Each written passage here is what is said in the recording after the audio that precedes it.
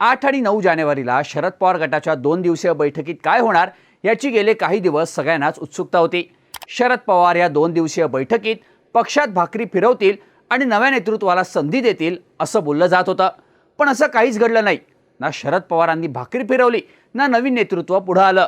इतकंच नाही तर शरद पवार आता आपला पक्ष अजित पवारांच्या राष्ट्रवादीत विलीन करतील याच्याही चर्चा झाल्या, पण अशा चर्चांना शरद पवारांनी फोल ठरवलं असंच आता म्हणावं लागेल।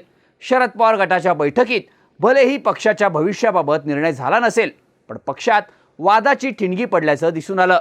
ही ठिणगी होती पक्षाच्या प्रदेशाध्यक्ष पदावरून। पक्षातील अनेक तरुण कार्यकर्त्यांनी शरद पवारांनी नेतृत्वात बदल करावा अशी मागणी 2 दिवसीय बैठकीत केली। या मागणीमुळे जयंत पाटील मात्र चांगलेच चिडल्याचं पाहायला मिळालं। आधी निवडणुकीत तुम्ही काय काम केलं त्याचा हिशोब द्या, मी 8 दिवसात राजीनामा देतो असं जयंत पाटील प्रदेशाध्यक्ष पदाचा राजीनामा मागणाऱ्या कार्यकर्त्यांना उद्देशून म्हणाले। आता जयंत पाटलांच्या आणि तरुण कार्यकर्त्यांच्या या वादामुळे पुन्हा एकदा राष्ट्रवादीत फूट पडणार का याच्या चर्चा सुरू झाल्या। नाही म्हटलं तरी सध्या जयंत पाटील शरद पवार गट सोडतील अशा चर्चा होतच आहेत, पण कालच्या वादामुळे जयंत पाटील पक्ष सोडतील या चर्चांना आणखी हवा मिळाली। आता जयंत पाटलांची भूमिका काय असणार हा प्रश्न असला तरी तरुण कार्यकर्त्यांनी जयंत पाटलांच्या राजीनाम्याची मागणी का केली? जयंत पाटील उत्तम संघटक मानले जातात। त्यांनी राष्ट्रवादीत पडलेल्या फुटीनंतर पक्षाला उभारी देण्यासाठी मोठे प्रयत्न केल्याचं पाहायला मिळालं। असं असतानाही पक्षाच्या अडचणीच्या वेळी जयंत पाटलांच्या राजीनाम्याची मागणी का झाली? जयंत पाटलांचा पडद्यामागून करेक्ट कार्यक्रम कोणी करतंय का? पाहूया त्या व्हिडिओमधून। नमस्कार, मी शार्दूल आणि तुम्ही बघताय बोल भिडू। जयंत पाटलांचा पडद्यामागून कोणी करेक्ट कार्यक्रम करतंय का हे पाहण्याआधी थोडंसं मागच्या वर्षात जावं लागेल, म्हणजे आपल्याला काही लिंक्स जोडता येतील।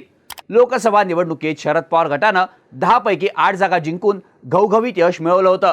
त्यामुळे या यशाचा वाटा सत्ताधारी पक्षाचा करेक्ट कार्यक्रम करणाऱ्या जयंत पाटलांकडे गेला। पाटलांच्या समर्थकांनी लोकसभेच्या विजयानंतर किंग मेकर जयंत पाटील, सेनापती जयंत पाटील म्हणून बॅनर लावले। दरम्यान लोकसभेच्या यशाच्या पार्श्वभूमीवर आणि राष्ट्रवादीच्या वर्धापन दिनानिमित्त जून 2024 मध्ये नगर जिल्ह्यात शरद पवार गटाची एक बैठक पार पडली। या बैठकीत जयंत पाटील आणि रोहित पवार यांच्यात चांगलाच कलगीतुरा रंगण्याचं पाहायला मिळालं। राष्ट्रवादीच्या विजयाचं श्रेय हे शरद पवार आणि सर्व कार्यकर्त्यांच्या एकत्रित मेहनतीचं फळ आहे। त्यामुळं पुढील काळात कोणी स्वतःला किंग मेकर म्हणून घेईल, पण हा विजय कुणा एका नेत्यामुळे झालेला नसून सामान्य कार्यकर्त्यांच्या मेहनतीमुळे झालाय। कार्यकर्त्यांच्या मेहनतीमुळेच पक्षाला घवघवीत यश मिळालंय।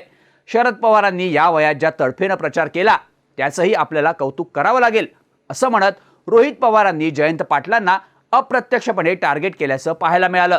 अर्थात तेव्हा जयंत पाटलांनी सुद्धा पक्षातील वाद बाहेर काढू नका, असतील तर मला येऊन सांगा, ऑक्टोबरपर्यंत मी प्रदेशाध्यक्षपद सोडेन अशी ग्वाही दिली होती। कदाचित त्यावेळी जयंत पाटलांना शरद पवार गट विधानसभा निवडणूक जिंकून सत्तेत बसेल असं वाटलं असावं, त्यामुळेच त्यांनी ऑक्टोबरपर्यंत प्रदेशाध्यक्षपद सोडण्याची ग्वाही दिली असावी। पण विधानसभा निवडणुकीनंतर घडलं ते उलटच। शरद पवार गटाला फक्त 10 जागा मिळाल्या। विधानसभा निवडणुकीतील पराभवानंतर जयंत पाटील प्रदेशाध्यक्षपद सोडून भाजपचा किंवा अजित पवार गटाचा रस्ता धरतील अशाही चर्चा झाल्या, पण तसं काही अजून तरी घडलेलं नाही। हा सगळा मागचा इतिहास सांगण्याचं कारण एवढंच की त्याचे संदर्भ 8 आणि 9 जानेवारीला शरद पवार गटाच्या झालेल्या बैठकीत लागतात। आता तरी जयंत पाटलांनी प्रदेशाध्यक्षपद सोडून द्यावं ही शरद पवार गटाच्या तरुण नेत्यांची इच्छा आहे। हे मत तरुण कार्यकर्त्यांनी शरद पवारांपुढेही व्यक्त केलं। आपण सगळ्यांचे राजीनामे घ्या आणि तरुणांना संधी द्या। प्रदेशाध्यक्षांपासून सगळेच बदला। मराठा समाजाऐवजी सामान्य कार्यकर्त्यांना वेळ देणाऱ्या तरुण नेत्याला संधी द्या। राज्यात वेगळं वातावरण चालू आहे। आपल्याला पवार साहेबांच्या नेतृत्वाचा फायदा घ्यायचा असेल तर जो अध्यक्ष पक्षासाठी वेळ देऊ शकेल त्या कार्यकर्त्याला संधी द्या। याचा अर्थ जयंत पाटील वेळ देत नव्हते असं नाही, पण नवीन तरुणांना संधी द्या अशी आम्ही विनंती करतो। प्रत्येक जिल्ह्याच्या कार्यकारिणीची एका दिवशी बैठक झाली पाहिजे। त्या दिवशी तालुका अध्यक्ष, विधानसभा क्षेत्रप्रमुख, आमदार, खासदार यांनी उपस्थित राहिलंच पाहिजे, तरच आपली संघटना राहील। नाहीतर आपण फक्त कागदावरच मोठे दिसतो, प्रत्यक्षात मोठे दिसत नाही।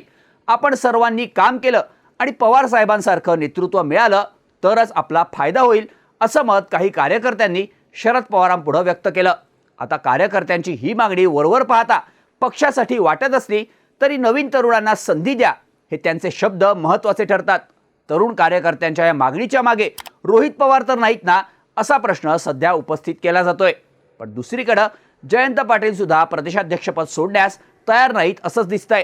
राजीनामा मागणं सोपं असतं, मात्र चांगला माणूस शोधणं कठीण असतं. पक्ष चालवणं सोपं नाही. भाषणं करून उपयोग नसतो. डोकं शांत ठेवून कार्यकर्त्यांना एकत्र करायचं असतं. तुम्ही किती काम केलं ते सांगा. प्रत्येक पदाधिकाऱ्यानं 2 दिवसात आपल्या वॉर्डात पक्षाला किती मतं मिळवून दिली त्याचा डेटा द्या. मी 8 दिवसात राजीनामा देतो असं म्हणून जयंत पाटलांनी तरुण कार्यकर्त्यांची मागणी धुडकावून लावल्याचं दिसून आलं. अर्थात जयंत पाटलांना हे चांगलंच ठाऊक आहे की एकदा प्रदेशाध्यक्षपद सोडलं की पक्षात आपलं काहीच वर्चस्व राहणार नाही. त्यामुळे जयंत पाटील आपलं पद सोडायला तयार नसल्याचं दिसून येत आहे. सध्या शरद पवार गटात एक प्रबळ गट आहे जो जयंत पाटलांच्या मागे ठामपणे उभा असल्याचं म्हटलं जातं.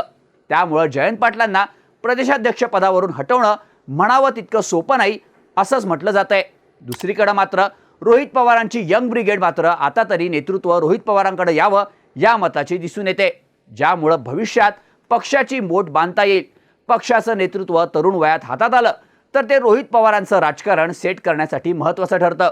त्यामुळंच एकीकडं आपलं अस्तित्व टिकवण्यासाठी आणि दुसरीकडं आपलं अस्तित्व सिद्ध करण्यासाठी जयंत पाटील आणि रोहित पवारांमध्ये प्रदेशाध्यक्ष पदावरून सुप्त संघर्ष असल्याचं म्हटलं जात आहे.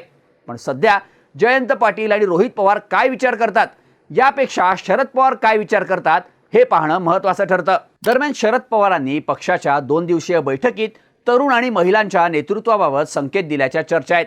पवारांनी आगामी काळात होणाऱ्या स्थानिक स्वराज्य संस्थांच्या निवडणुकीत 50% तिकीटं महिलांना तर राहिलेल्या 50% तिकिटांमधील बहुतेक तिकीटं तरुण नेतृत्वाला देण्याचा सल्ला दिल्याचं म्हटलं जात आहे. थोडक्यात पवारांनी 2 दिवसीय बैठकीत भलेही भाकरी फिरवली नसली पण तरुण नेतृत्वाला तिकीट वाटपात संधी देऊन भाकरी फिरवण्याचे संकेत पवारांनी दिलेत का असं म्हणायला वाव आहे. पण सध्या शरद पवारांपुढे सगळ्यात महत्त्वाचा प्रश्न आहे तो पुढील 5 वर्ष आपला पक्ष कसा टिकून राहील हा.